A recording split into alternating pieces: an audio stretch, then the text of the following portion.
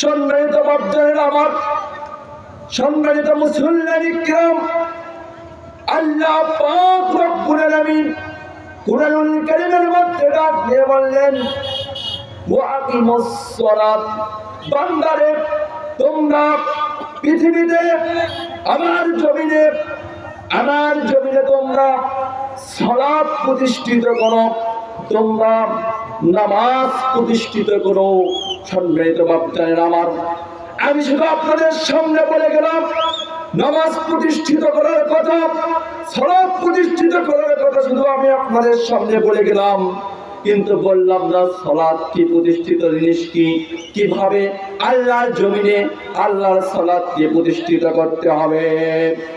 সম্মানিত বাপজানেরা আমার, সেই কথাটি আপনাদের সামনে আমি তুলে ধরতে চাই। এই স্টেজের উপরে একজন মানুষ এসেছে, কাপড় পরে, কাপড় ছাড়া, পোশাক ছাড়া উলঙ্গ অবস্থায় এসেছে। এসে আমার সুপার স্যারকে বলতেছে, স্যার আমি কিছু কথা বলবো, তাহলে তাকে এখান থেকে দূর করে টেনে দেওয়া হবে। তাকে বলা হবে পাগল হয়েছে, মাথার ডিস্টার্ব আছে, এখান থেকে তাকে দূর টেনে তাড়িয়ে দাও। সম্মানিত বাপজানেরা আমার, মসজিদের ভিতরে একজন ব্যক্তি গিয়েছে কাপড় ছাড়া উলঙ্গ অবস্থায়, তাকে যদি বলা হয় যে সে যদি আপনাদেরকে গিয়ে বলে, ভাই আমি আজকে মসজিদের নামাজ পড়াবো, সামনে তো অত দূরের কথা, মসজিদের মধ্যে থেকে, মসজিদের ভিতর থেকে তাকে বের করে দেওয়া হবে। কি কারণে বের করে দেওয়া হবে? সে উলঙ্গ অবস্থায়, সে লগ্ন অবস্থায় কাপড় ছাড়া এসেছে। সবাই মুসল্লিরা এক কথাই বলবে, পাগল বলবে। সম্মানিত বাপজানেরা আমার, সম্মানিত মুসলিম কিরাম, আমাদের সমাজে কাপড় পরা প্রতিষ্ঠিত আছে। এই পরা যে আমরা পড়ি, এটাই হচ্ছে প্রতিষ্ঠিত করা। সম্মানিত বাপজানেরা আমার, তাই আমি আপনাদেরকে বলতেছি, আল্লাহ পাক রব্বুল আলামিন কোরআনের ভিতরে বললেন, ওয়াকিমুস সালাত, বান্দা তোমরা আমার জমিনে আমার সালাত প্রতিষ্ঠিত করো, আমার নামাজ প্রতিষ্ঠিত করো।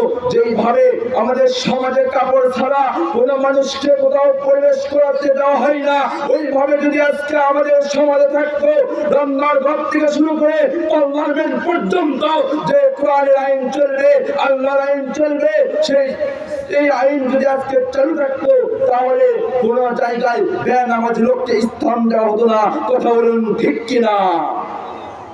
সম্মানিত মুসলমান ভাইয়েরা আমার, বাপজানেরা আমার, ভালো করে খেয়াল করেন। প্রতিষ্ঠিত আল্লাহ রাব্বুল আলামিন নামাজ করতে বললেন, এরপরে আল্লাহ কি বলতেছেন? ইন্নাস সালাতা তানহা আনিল ফাহশাই ওয়াল মুনকার। আল্লাহ পাক রব্বুল আলামিন বলতেছেন, বান্দারা আমি রব্বুল আলামিন তোমাদেরকে জানাইয়া দিলাম, নিশ্চয় যারা সালাত আদায় করে, নিশ্চয় যারা নামাজ পড়ে, তারা সমস্ত অশ্লীল বেহায়াপনা কাজ থেকে বিরত থাকে। আল্লাহ পাক রব্বুল আলামিন এই কথা বললেন, নামাজ সমস্ত অশ্লীল বেহায়াপনা কাজ থেকে একজন মানুষকে বিরত রাখতে পারে। সম্মানিত বাপজানেরা আমার, সম্মানিত মুসলিম কিরাম, আমি আপনাদেরকে বলতে চাই, আসুন আমরা 5 ওয়াক্ত নামাজ পড়ি। আপনি যখন নামাজ পড়ছেন, আসরের নামাজ পড়ছেন, মাগরিবের নামাজ পড়ছেন, ইশারের নামাজ পড়ছেন, ফজরের নামাজ পড়ছেন, কিন্তু আপনি তারপরেও গানের আড্ডায় যাচ্ছেন, জুয়াতে যাচ্ছেন, আপনি মদ খাচ্ছেন, তারপরেও আপনি মসজিদে আসেন। আপনাকে মসজিদে আসতে হবে। সম্মানিত বাপজানেরা আমার, আমরা যদি মসজিদে আসি, তাহলে আমাদেরকে আল্লাহ রাব্বুল আলামিন অবশ্যই সব অশ্লীল বেহায়াপনার কাছ থেকে বিরত রাখতে পারে। সম্মানিত বাপজানেরা আমার, তাই আপনাদেরকে বলতেছি, আসুন আমরা মসজিদে আসি। সম্মানিত বাপজানেরা আমার, শুধু আপনাদের সামনে নামাজের বিষয়ে একটা কথা, একটা হাদিস আপনাদের সামনে বলতেছি। কিয়ামতে কঠিন মুসিবতের সময় আল্লাহ পাক রব্বুল আলামিনের কাছে যখন হিসাব দেওয়া হবে, সর্বপ্রথম হিসাব নেওয়া হবে। ওয়াকালান নাবিয়্যু সাল্লাল্লাহু আলাইহি ওয়াসাল্লাম, أول ما يحاسب به العبد يوم القيامة الصلاة। কিয়ামতের দিনে কঠিন মুসিবতের সময় সর্বপ্রথম আল্লাহ পাক রব্বুল আলামিন তার বান্দার হিসাব, নামাজের হিসাব নেবেন। যার নামাজের হিসাব ঠিক থাকবে, তার জন্য আল্লাহর জান্নাত হাদিস শরীফের ভিতরে এসেছেন, মিফতাহুল জান্নাতিস সালাহ, নামাজ বেহেশতের চাবি, নামাজ বেহেশতের চাবি। যেভাবে পৃথিবীর বুকে তালা চাবি ছাড়া খোলা যায় না, অনুরূপ ভাবে আপনার জন্য নামাজ ছাড়া বেহেশতের দরজা খোলা হবে না। সম্মানিত বাপজানেরা আমার, তাই আপনাদেরকে আরেকটা হাদিস শোনাই। মুসলিম শরীফের বর্ণনা এসেছেন, আল ফারকু বাইনাল আবদি বাইনাল কুফরি ওয়া বাইনাশ শিরকি তারকুস সালাত।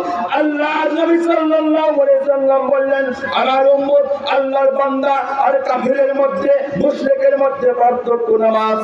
যাই নামাজ আদায় করে সে মুমিন বলে দাবি করতে পারে, আর যাই নামাজ আদায় করতে পারে না, যে ব্যক্তি নামাজ আদায় করে না, ওই ব্যক্তি কখনো আল্লাহর মুমিন দাবি করতে পারে না, ওই ব্যক্তি কখনো ঈমানদার দাবি করতে পারে না।